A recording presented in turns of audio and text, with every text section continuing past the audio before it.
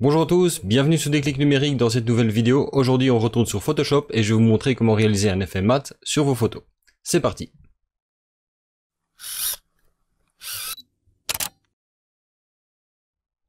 Avant de vous montrer comment je réalise cet effet, je vais d'abord vous montrer de quoi il s'agit. Et voici par exemple une photo d'un cygne que j'ai pris sur un étang près de chez moi. Et vous voyez que notamment dans la scène, j'ai ici le cygne qui est très clair et un fond qui est très sombre. Alors cette photo, elle fonctionne assez bien. La seule chose, c'est que moi j'aime bien dans ce cas-là que la partie sombre ne soit pas trop distrayante. Ici, on a quand même une photo avec beaucoup de contraste. Et l'idée d'appliquer un effet mat, c'est de rendre les zones sombres un peu plus ternes et donc que la partie claire de la photo ressorte encore mieux. Et donc pour ça, j'applique simplement un effet ici que j'ai déjà fait, je vais le reproduire après. Et donc si je l'active, vous voyez que j'ai ici maintenant les couleurs qui sont respectées, j'ai les tons clairs qui sont toujours protégés, mais les tons sombres par contre sont un petit peu écrasés. J'ai la partie du fond ici qui n'est plus vraiment noir ou très sombre, qui est devenue un petit peu plus clair et où j'ai perdu en fait du détail dedans parce que j'ai écrasé les tons sombres de l'image. Mais également j'ai un petit peu travaillé sur les contrastes et également sur la saturation pour respecter un petit peu la tonalité de la photo avec. Donc si je refais un avant-après, ça c'est sans et ça c'est avec. Et donc c'est un effet qu'on aime ou qu'on n'aime pas. Moi je le trouve particulièrement sympathique parce que ça donne beaucoup de douceur dans une photo parce que justement les parties sombres qui sont assez dures et qui donnent finalement parfois un peu trop de profondeur à l'image ici sont un petit peu atténuées. Je vais vous montrer un autre exemple. Ici sur un portrait que j'ai réalisé il y a quelques temps, exactement le même effet. Vous voyez que sans, c'est assez vif, avec, on a les tons sombres qui sont un petit peu plus doux, notamment ici dans la chevelure. Vous voyez que au niveau des détails, c'est un petit peu plus agréable au regard et j'aime bien le côté un petit peu cinématique que ça donne à la photo. Encore un autre exemple que j'ai ici avec une abeille que j'ai pris en macro sur une feuille. Vous voyez que les couleurs sont très vives, que les noirs sont très profonds. Mais ici, quand je mets l'effet mat, vous voyez que ça atténue quand même pas mal la photo. On a toujours beaucoup de détails, on a toujours des couleurs qui sont présentes, mais les tonalités de la photo qui sont moins intéressantes, c'est-à-dire les zones les plus sombres comme l'arrière-plan, sont atténuées et je trouve que ça met pas mal le sujet en valeur avec beaucoup de douceur tout en regardant beaucoup de détails. Voyons maintenant comment réaliser cet effet. Donc je vais reprendre la première photo avec le cygne et l'effet qui est ici, je vais simplement le supprimer. Donc ici j'ai par exemple un groupe de calques, je vais simplement les glisser sur la poubelle pour le supprimer. La première chose que je vais faire, c'est commencer par créer une courbe de tonalité. Si vous ne savez pas comment fonctionnent les courbes de tonalité, je vous invite à aller voir la vidéo que j'ai fait à ce sujet-là il y a quelques mois de ça. Je vous mets le lien dans les notifications. Donc j'ai commencé par créer un calque de réglage en courbe.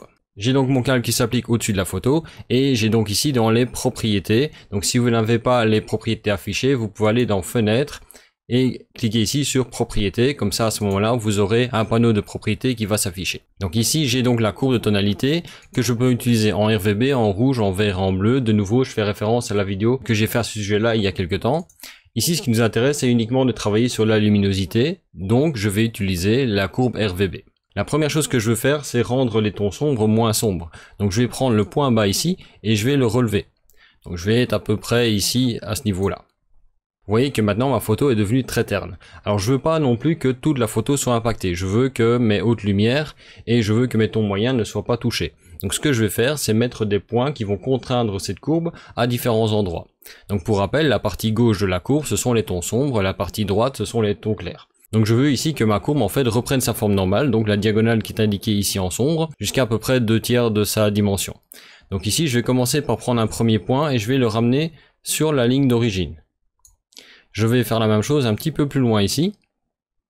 Et vous voyez que là maintenant j'ai déjà la partie des tons clairs et des tons moyens qui est revenue normalement. Mais je voudrais encore aller un tout petit peu plus loin, donc je vais encore créer un tout petit peu plus ici un point.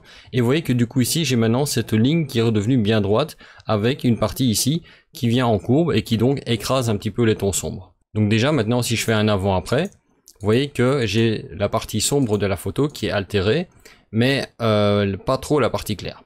Le problème, c'est qu'avec ce genre de traitement-là, on a à ce moment-là beaucoup de contrastes qui sont partis. Donc l'idée, c'est d'aller rechercher un tout petit peu de contraste en plus, et pour ça, je vais simplement créer un calque de luminosité et contraste. Donc je clique sur luminosité et contraste, et là, je vais pouvoir régler deux choses. La luminosité et le contraste, bien sûr. Ici, je vais simplement jouer avec le contraste pour essayer de retrouver un petit peu d'ambiance dans ma photo. Vous voyez que si je le pousse un petit peu, je vais retrouver un petit peu de cette impression de profondeur que j'avais dans l'image d'origine. Je vais pas aller trop loin parce que sinon ça ne sert à rien. Mais généralement entre 10 et 20, ça fonctionne assez bien dans ce cas-là. Je vais peut-être aller ici un peu plus loin jusqu'à 14 comme ça. Donc vous voyez, là c'est avec juste la courbe, et là c'est avec le contraste, on retrouve un petit peu de profondeur dans l'image. Alors dans une photo mat, on a également généralement des couleurs qui sont un tout petit peu plus ternes, et en plus de ça, comme j'ai appliqué du contraste ici, j'ai la saturation des couleurs qui était un petit peu remontée. Donc ce que je vais faire maintenant, c'est créer un troisième calque de réglage pour aller un tout petit peu diminuer la saturation. Donc je vais ici toujours dans les calques de réglage, et je prends le calque teinte et saturation. Et là je reste simplement sur global, et donc ici je vais un tout petit peu diminuer la saturation, je vais aller entre -5 et -10, quelque chose comme ça. Il ne faut pas que les couleurs disparaissent, si je vais tout à fait vers la gauche, j'ai une photo qui devient noir et blanc, mais je vais aller tout petit peu vers -5, c'est très bien. On ne le voit à peine, mais ça c'est juste un tout petit peu pour enlever la saturation qui était apportée par le contraste et par la courbe, de manière à retrouver des tons un petit peu d'origine. Et là maintenant j'ai le résultat qui est quasiment terminé. Donc histoire de pouvoir gérer ça facilement, ce que je vais faire c'est mettre tout ça dans un groupe. Donc je vais sélectionner mes 3 calques ici, je vais un petit peu remonter pour gagner de la place. Vous voyez qu'ici j'ai mes 3 calques, je vais sélectionner un, et je vais appuyer sur majuscule et cliquer sur le dernier. Et là, du coup, mes 3 calques sont sélectionnés. Et ensuite, je vais cliquer ici sur l'icône de groupe. Ou alors, je peux faire aussi CTRL-G ou Command-G en Mac pour simplement les grouper ensemble. L'avantage de ça, c'est que maintenant, je peux l'activer ou le désactiver d'un simple clic. Je peux faire un avant-après sans aucun problème. Alors, dans le cas où cet effet serait un petit peu trop fort pour vous, ce que vous pouvez faire, c'est globalement diminuer l'opacité ici du groupe. C'est-à-dire qu'à ce moment-là, tout l'effet va être atténué. Donc ici, par exemple, je pense que c'est un tout petit peu trop fort. Si je le mets aux alentours de 80%, ça donne déjà beaucoup mieux. Si maintenant il y a un des éléments qui est un petit peu trop fort pour vous, vous pouvez également jouer sur l'opacité de chacun des éléments dedans en réouvrant à ce moment-là ici le groupe, en cliquant dessus. Vous ouvrez à ce moment-là le groupe. Et par exemple, si l'écrasement des tons sombres est un tout petit peu trop fort pour vous, vous pouvez jouer sur l'opacité ici à ce moment-là de la courbe. Et ici, je vais un petit peu la diminuer aussi. Je vais simplement aller à 80%, chose comme ça, voilà.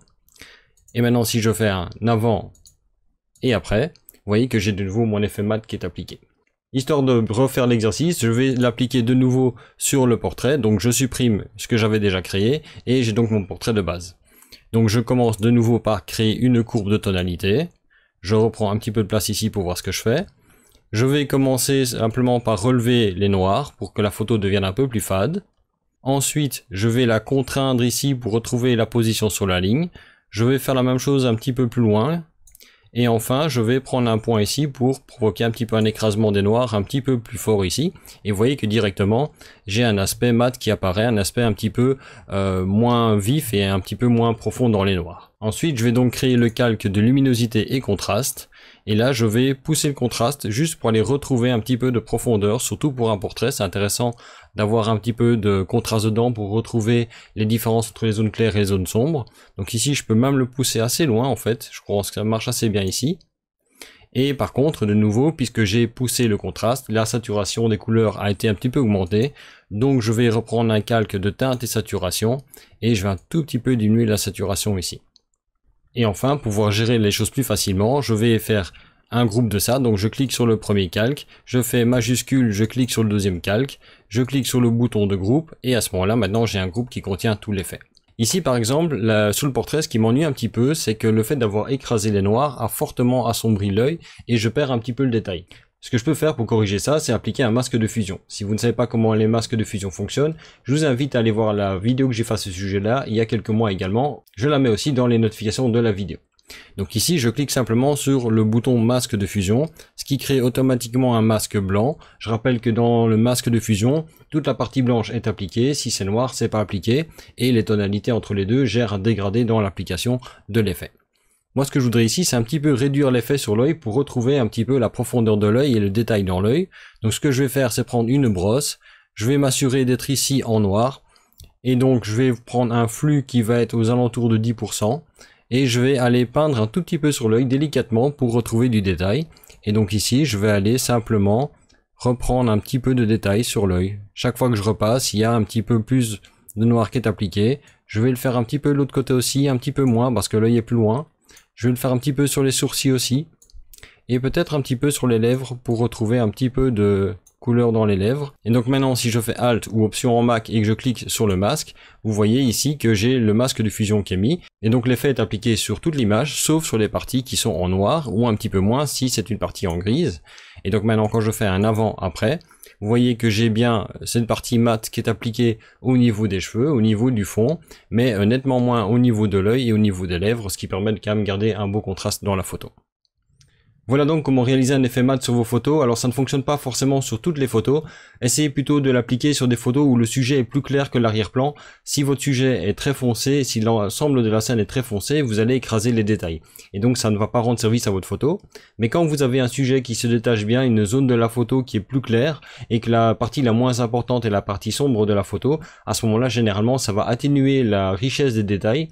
Vous n'allez pas perdre en détail, mais vous allez un petit peu les rendre moins visibles, et donc ça vous permet de mettre le sujet en valeur, tout en apportant un petit peu de douceur à la photo, comme vous l'avez vu sur le portrait, où à ce moment-là, on a notamment une plus grande douceur dans les cheveux, ce qui le rend un petit peu moins agressif au niveau du regard, et ce qui permet finalement de se concentrer un petit peu plus sur la partie intéressante du visage, notamment les yeux, et vous avez vu que ça marche également très bien pour le signe, où en fait, en appliquant cet effet-là, on a à ce moment-là l'arrière-plan qui est foncé, qui devient un petit peu plus terne, et on se concentre donc beaucoup plus sur le signe. Alors c'est un effet qu'on aime ou qu'on n'aime pas, moi je l'aime assez bien, et je l'applique régulièrement dans mes photos, que ce soit pour du portrait, de la macro, ou peu importe, et généralement d'ailleurs j'y ajoute encore quelques effets supplémentaires, comme notamment de la coloration avec des teintes que je viens rajouter en plus dans les tons clairs, dans les tons foncés, un petit peu comme un virage partiel.